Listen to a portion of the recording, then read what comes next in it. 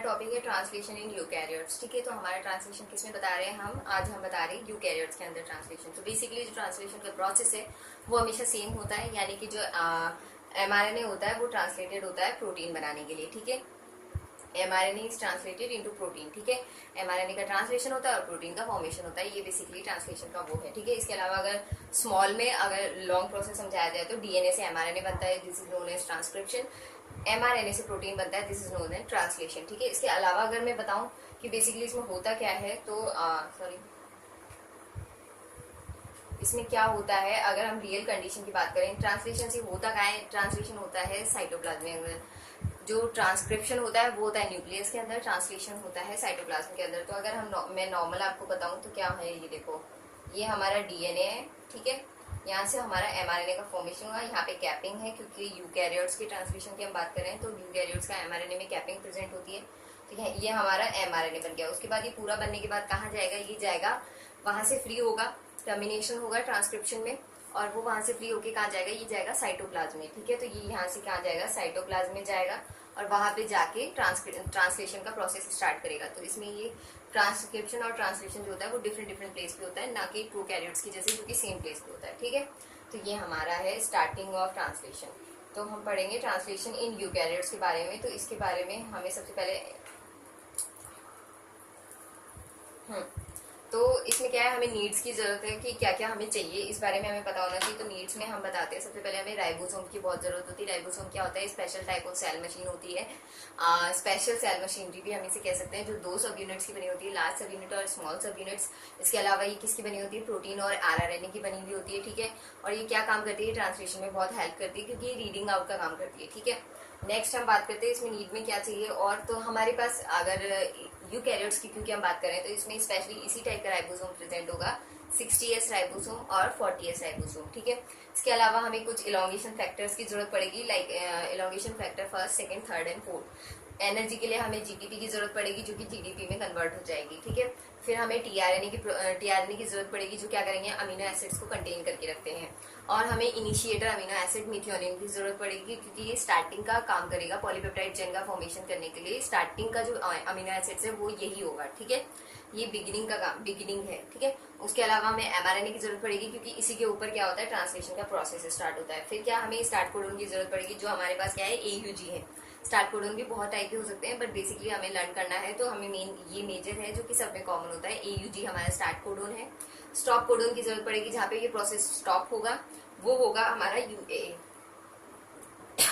इसके अलावा हमें पता होना चाहिए कि राइबोसोम्स जो होता है उसपे 3 साइट्स प्रेजेंट होती है, E साइट प्रेजेंट होती है, P साइट प्रेजेंट होती है और A साइट प्रेजेंट होती है। तो अगर हम E साइट की बात करते हैं तो E साइट क्या है? E साइट होती है एंट्री साइट होती है, किसके लिए? अमीनो एसिड टीआरएनए के लिए एंट्री साइट का काम करेगी। P साइट क्या होती है?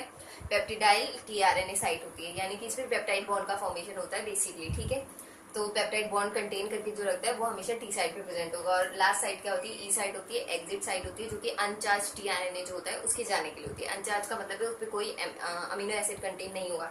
जैसे अमीनो एसाइल टीआरएनए, मतलब इसमें अमीनो एसिड कंटेन है टीआरएनए पे। पेप्टिडाइल टीआरएनए साइट है, यानी कि इस पे भी पेप्टाइड बॉन्ड का फॉर्मेशन हो रहा है, यानी इस पे भी अमीनो एसिड प्रेजेंट है। ई साइड का मतलब क्या है? एग्जिट है अनचार्ज के लिए। अनचार्ज का मतलब होता है यहाँ पे कोई अमीनो एसिड नहीं है। ठीक है, अब हमारे स्टेप्स की अगर हम बात करें इस प्रोसेस में तो कितने टाइप के स्टेप होंगे? इसमें है 3 टाइप के स्टेप जो होते हैं मेजर, इसमें प्रेजेंट होते हैं, इनिशिएशन, इलॉन्गेशन और टर्मिनेशन। ठीक है, इनिशिएशन की अगर हम बात करते हैं तो इसका मतलब होता है स्टार्टिंग। इलॉन्गेशन का मतलब होता है कंटिन्यू करना। टर्मिनेशन का करना है मतलब है टर्मिनेट करना या फिर बंद करना प्रोसेस को। ठीक है, इसके अलावा रिसाइकलिंग भी एक प्रोसेस है, यानी कि ये प्रोसेस हो चुका है इन 3 स्टेप्स का, ये कंटिन्यू चलता रहेगा और रिसाइकिल होता रहेगा। ठीक है, तो अब हमारे स्टार्टिंग हम करते हैं इनिशिएशन से। तो इनिशिएशन में बेसिकली क्या होगा? सबसे पहले क्या होगा? हमारे पास mRNA कहाँ से आएगा? न्यूक्लियस से जाएगा साइटोप्लाज्म में। ठीक है, साइटोप्लाज्म में 5 कैप कंटेन करा हुआ mRNA, क्योंकि यूकैरियोट्स की बात हो रही है।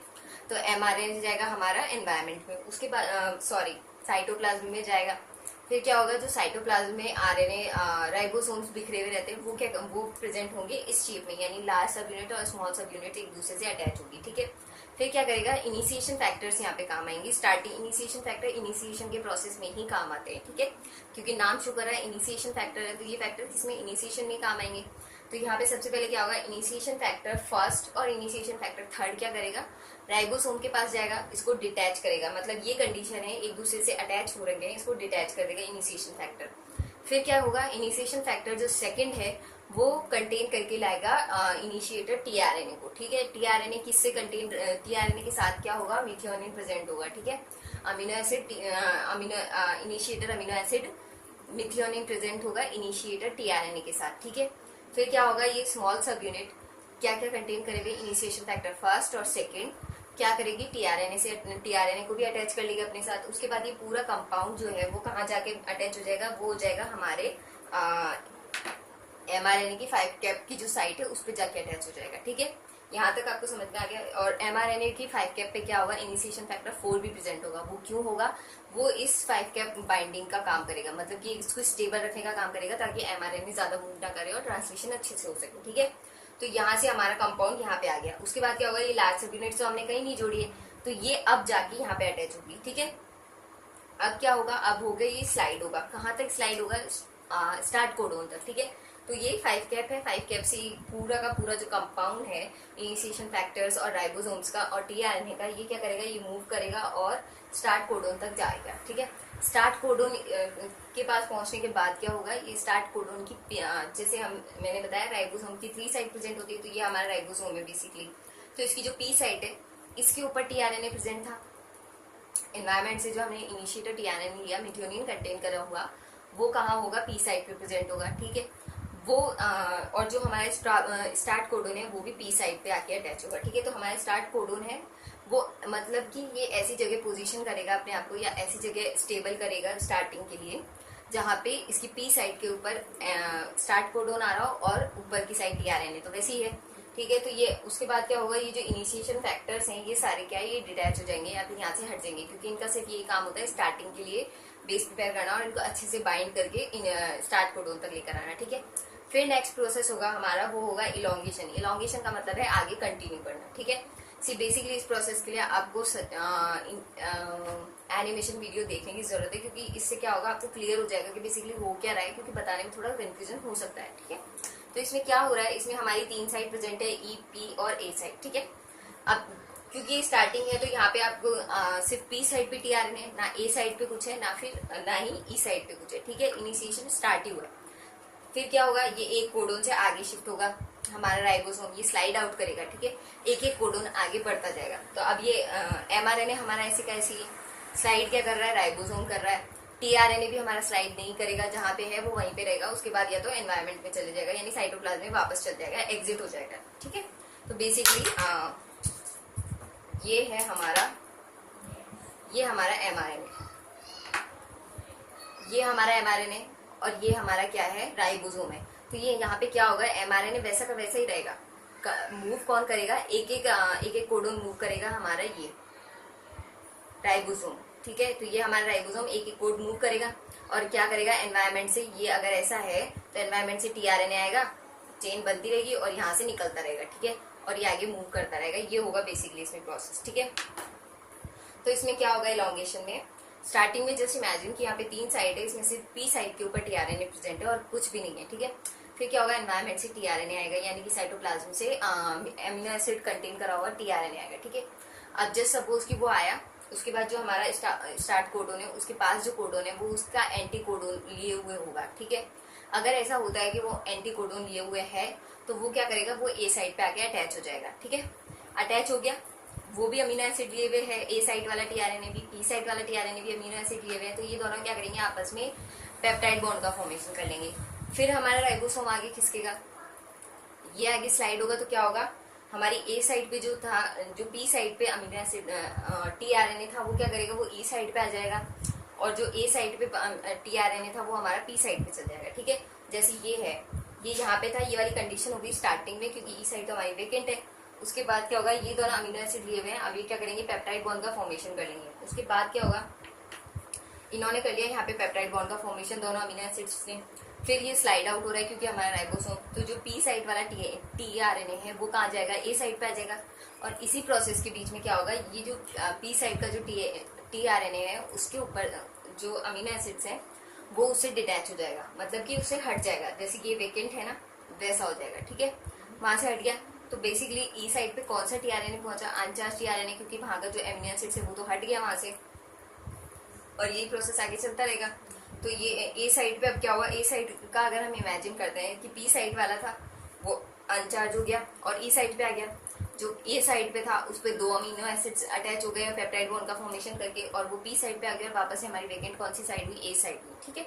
फिर क्या होगा, फिर वापस एनवायरमेंट से आएगा, तो इसमें क्या प्रूफ रीडिंग होती रहेगी कि वापस एनवायरमेंट से टीआरएनए आएगा, पी साइड पे स्लाइड करेगा, ए से ए पे आएगा अमीनो एसिड लेके, उसके बाद पेप्टाइड बॉन्ड का फॉर्मेशन करेगा, चेन के जो पॉलीपेप्टाइड की चेन बन रही है 1 2 3 4 ऐसे बनती रहेगी, तो उसके साथ क्या करेगा, ए साइड पे तो एनवायरमेंट से टीआरएनए आएगा, फिर वो पी साइड पे स्लाइड करेगा, क्योंकि हमारा राइबोसोम आगे की साइड जा रहा है तो जो टीआरएनए है वो पीछे की साइड जाएंगे, एंड उल्टा चलेंगे ना, जैसे अगर नीचे की चीज तो वैसी है, ऊपर की चीज आगे जा रही है तो नीचे जो स्थिर चीज है वो तो पीछे ही खिसकेगी, ठीक है।